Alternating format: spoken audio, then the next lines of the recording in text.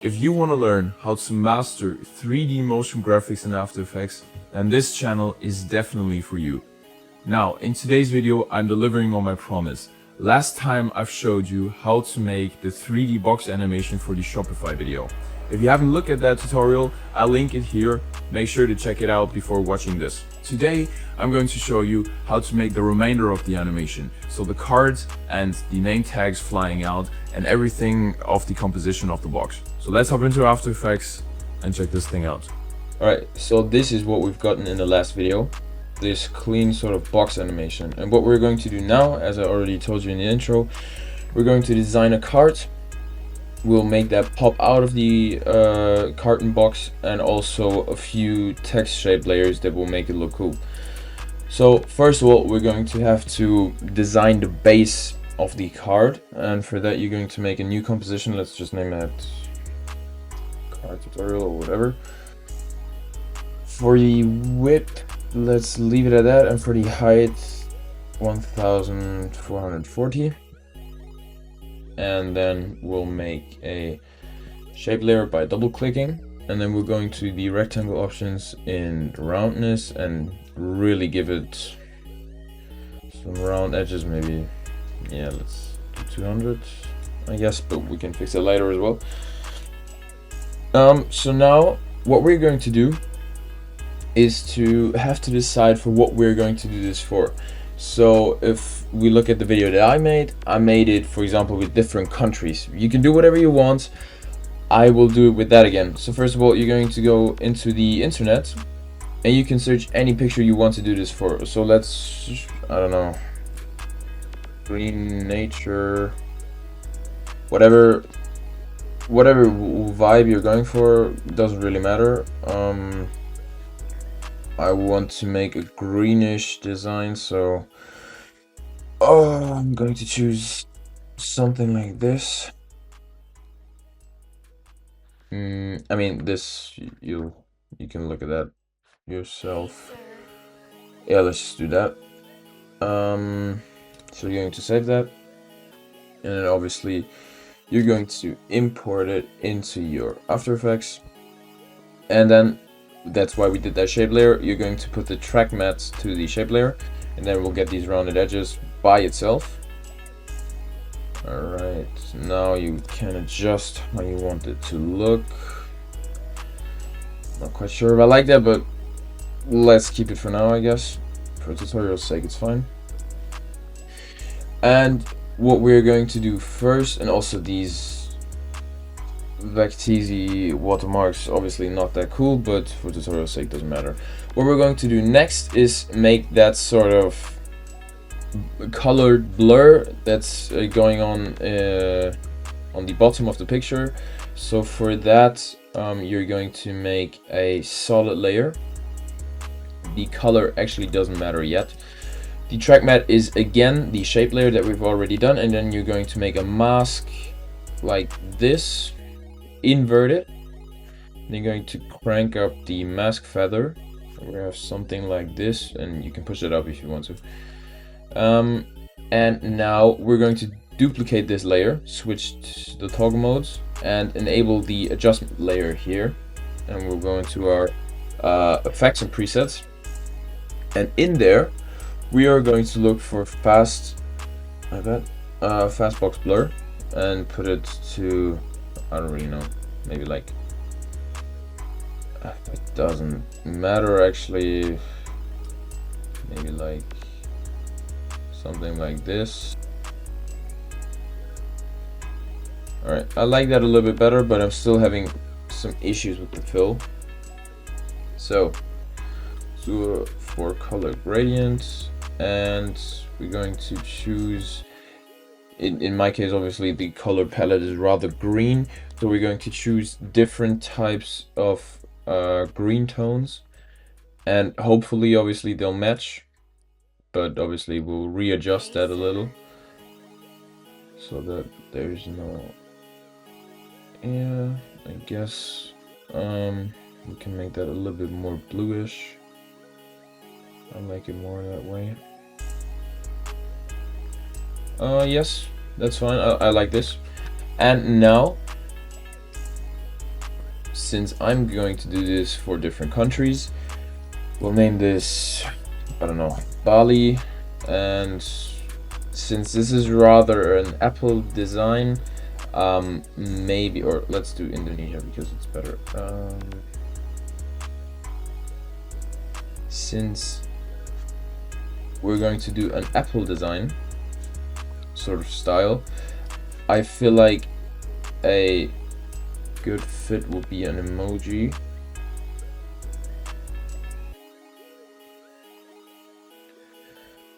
And yeah, let's just try to get a PNG form. Now, of course, I didn't find a PNG version, but no issue. We can, I mean, this mask just has to be rough because we're going to make this super small nevertheless, so people don't actually see it. And let's scale this down even more. Even more. 20 or something like that. Yeah, I guess so far we're good to go. And now obviously you can do different designs on here. So what I like to do is make a darker font, like a sort of grayish, and let's just, for example, I mean, this is something from the top of my head. You can write here whatever you want. Since this is some sort of traveling tourism thing, let's do something like this. And put it to, I don't know, 18. Change the font maybe. Put it to 20. And then we'll make a rather gray tone. Maybe a little bit too gray. I mean, this is adjusting how you like your look, but that's fine for tutorial's sake. And now let's make a cool shape layer. Click on the rounded tool and we'll make something like this. Adjust the roundness.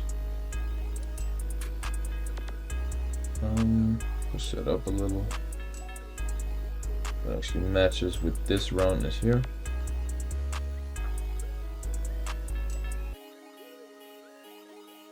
This is also trying out as much as possible. Yeah, like that. So we'll duplicate that 3 times. Make the first one an adjustment layer. Put a fastbox blur on there. Set that to 15. The second one we will make this time, or delete the stroke, and this time I will do it even a darker green than we already have on our background. Maybe something like this. Yeah, I like that as a cool contrast. And then here we can delete the fill and make a slight stroke. Maybe we'll see how it looks. Also here trying out a little. I guess, yeah, I mean, you can do it or you can leave it off. In my case, I will leave it back on, but just subtle. Push this over a little. Yeah, that's fine. That's fine, I guess. Alright, now we're going to put something here maybe. As you can see, this is all just designing as you wish. Obviously, you can put other stuff than me here. X. No. Make this a bit bigger again. No, that doesn't fit.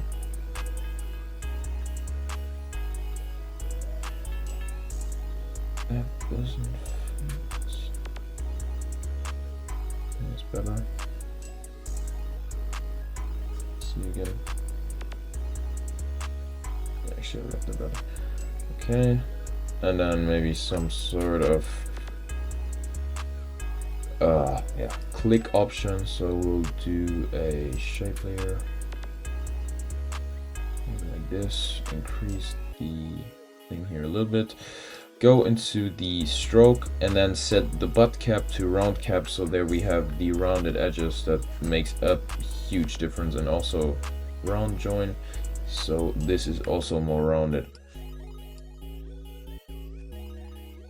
And then I think maybe put this also to gray and make that smaller. And, you know, just adjusting it a little, that it actually looks nice, visually pleasing. Put that over there. And this is our initial card design. Not too bad in my opinion. We can definitely work with that. It depends on how 3D-ish you want it to look. So there's an option where this thing that we've created here now, we'll take this, copy it, delete it here, and then we'll go into our main comp again. And then first of all, we're going to obviously import the card that we've just created here. Size that down a little. And now we're going to paste this in. Push that up a little. There we are. I wanted to decrease the fill a little. Okay. And now we're going to make the card and everything else 3D. Pan all these things to one thing, so we only have to control one. That takes maybe a bad idea, so we'll do all this to the 4th layer. So if we control this one, we control everything but the text, because as you can see it says none. But as soon as we pan it there, isn't it panning? Running down. Oh yeah. Alright, now everything rotates with us. And that's what we want. We'll center the anchor point now. And then we'll have to go into our 2 view option. And then we'll push this a little further ahead. And obviously size that down so it fits again. And then you'll see in a second why we actually did this. This will be vastly beneficial further down the line as soon as we start animating.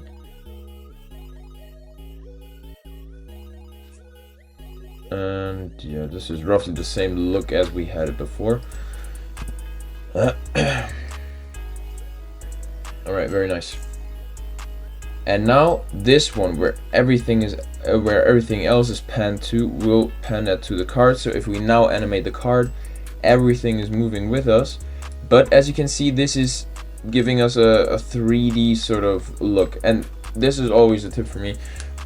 Do 1 or 2 elements of a complex UI animation as a separate 3D layer, because it will give you so much more depth in your composition. And now obviously you can replicate this sort of process multiple times now, as I did in the video with multiple cards. I'm going to show you this once now, obviously, but the process is always the same. All right, so first of all, what we're going to have to do is to pan the card now to our box controller.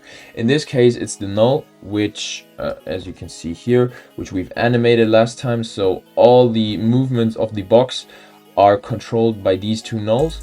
So we will pan this card precomp to the first null, and now the card moves with us. And this is initially at least what we want. Let's pan that first and go to our end frame, and there we will align first how we want the card to be placed. So we will go into our 2 view again, or if you already are, very good. Push that back and up, so that will maybe push the box a little bit more down so we have more space. And then we can also give this card some rotation so we can actually show the viewer, okay, we've made the effort of making this 3D, because otherwise it won't be really visible. Yeah, that's good, I guess. And now we can pan the card to our null. And the only thing left for us to do now is to make the actual card animation, how it flies out of the box. So I want this to happen as soon as we start the second movement. The second movement is when it gets pushed back by the second null. So we'll start our keyframe here. Position and rotation, and also scale, that always helps. And then we go to the end, and then we make keyframes here again, because obviously we've already adjusted how we want it to look at the end. So now we're only going to have to place this as we that it is basically, I guess, hiding in the box. So we're going to push this here, make this also smaller so it actually fits. Push that down. And maybe also giving it some rotation as that it looks like it was stacked in the box. That might be cool, but I mean, we'll see later if that actually works or not. Push that down so the viewer doesn't see what's in there before the actual animation is happening. Scale that down further. Alright. Now we're going to have to ease them, and regardless of, we'll do the graphs later, but if we look at this animation now, it will probably, yes, as you can see, it goes through the box. I mean, we can't have that. We'll have to tell the card that it should make some sort of curve here upward first in the box and then go behind it. And this is actually something that I've just figured out recently. You mark your position key points or position keyframes, go to keyframe interpolation, and you set the spatial interpolation also to Bezier, or however it's pronounced, I do not know, and frankly I don't care. And now we have these handles here, and we can now adjust the curve of the thing, of the card. So now our custom 3D or custom view is important again, because we'll have to look at this from the side, and this is going to be a little bit of a stretch to actually make that happen, because obviously we're working in 3D. So if you push this, for example, upwards, it could also mean that it's pushing backwards here. So always look in your two views, but actually it works quite well here. So let's see. Yes, that's good already. Maybe a little more curve. And now just looking at the functionality of the animation, it goes out there a little bit, so we'll have to make that a little bit smaller once again, so maybe 15. And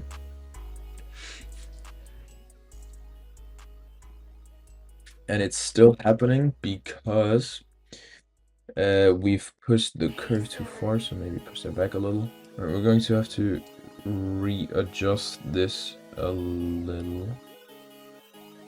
So let's set this to maybe 15, push that back a little, and now I hope this doesn't cut our cardboard box here.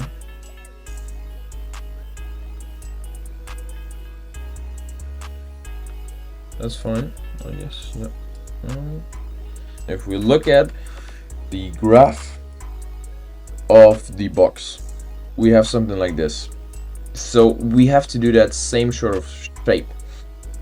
So we'll go to the point where this graph point is stuck of the box animation, and then we'll go to the card, and then we will put that also there.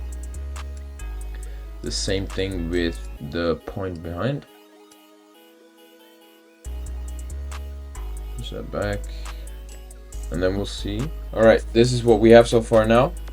I really like that, and also that look. And now if we look at the video that I made, there's also a lot of text bubbles sort of flying out. Now for tutorial's sake, I only will show that with one, because the principle is absolutely the same. So we'll make, with the rounded shape tool, a shape box, no stroke, make it white, and then we can crank up the roundness completely. I mean, this depends on what look you want, but for sure we can do that. We'll make it 3D. Obviously then we'll have to push it a little bit forward, I think. There we are. Let's just make it red now so that we can see it. Oh no, let's make it like this, and then we'll go into the material options, crank up the specular shininess and also the thing here, and then we will maybe do an extrusion depth of 4 or something like that. There's just a little, you know, this has a little depth. And now you can obviously write on there whatever you want. Let's just, in my instance, Kram.Visuals.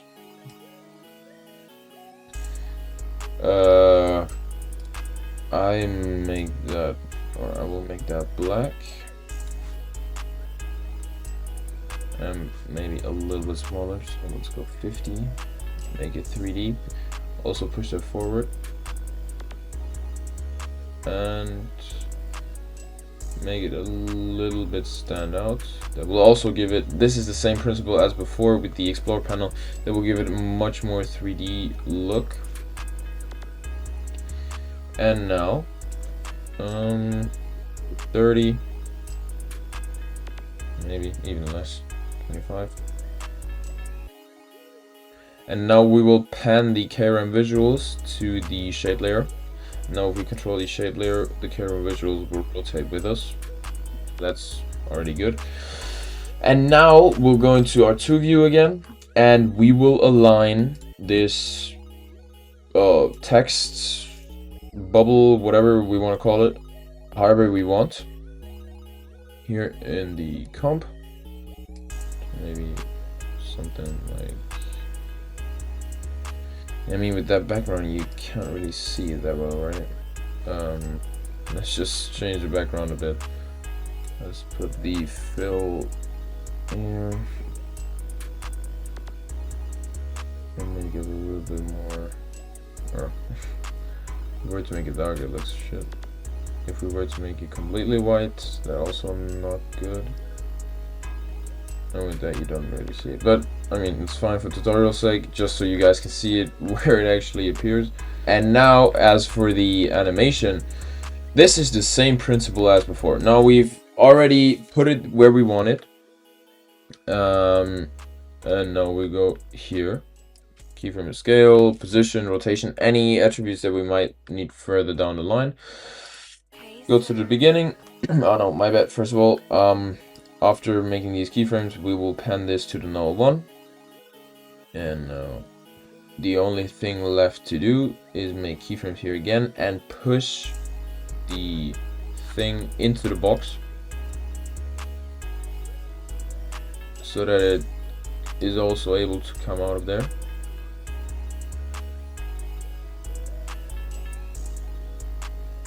Also make that smaller.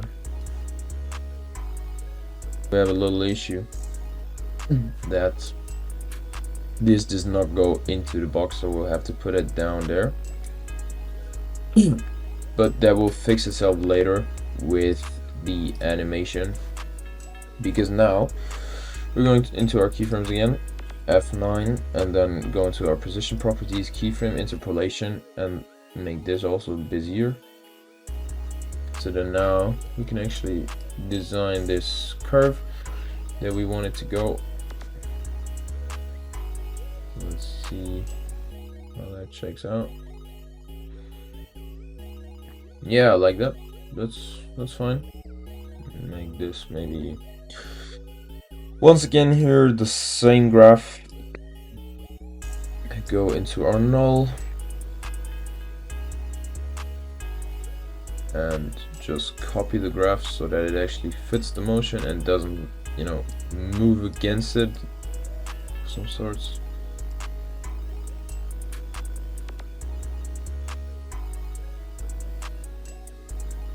and push this down here, enable motion blur. Alright, now this is what we've created so far. Box animation, then the card flying out, the card that we designed, and also this sort of main panel, or however you want to call it. This is a cool animation, which is not too hard to do actually. And it looks obviously super professional, in my opinion. And also looks visually really pleasing. I promise you, if we get over 200 likes on that video, you actually smash the like button. I thank you guys for the support. I told you that we'll do that, and here I delivered on my promise. I always will. Let me know in the comments which effects you want to learn next, and leave a like if you actually learned something from the video. I would be very happy. Thank you very much.